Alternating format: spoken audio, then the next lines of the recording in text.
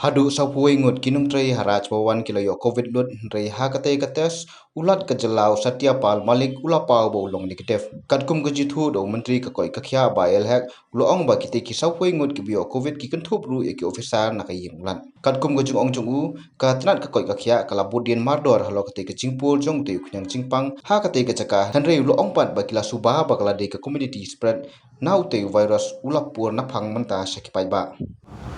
Begitu baru kait Haduh secretary jomo lat Haduh staff baru begitu sau ngut baru lat test positif lat nyotang yulat noroi yulat kita test kio langlap hi ke negatif de haban continue tu ke jaga baru nomor balalong baru almost all ki staff di bateri Poras Bhavan lalong positif de dalam jungi ke health department ke sarkar ni haban continue ya kedua Rajbahan beragoi.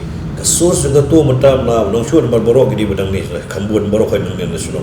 Tracing contact u kamlong show. Kamu gai inga it is already lade ke community spread. Don ki basa hiye, don ki bala pa segi corona care center.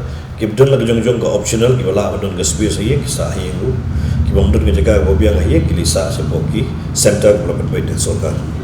Mau la amle ni. Kata ti la yo report bang long long negatif.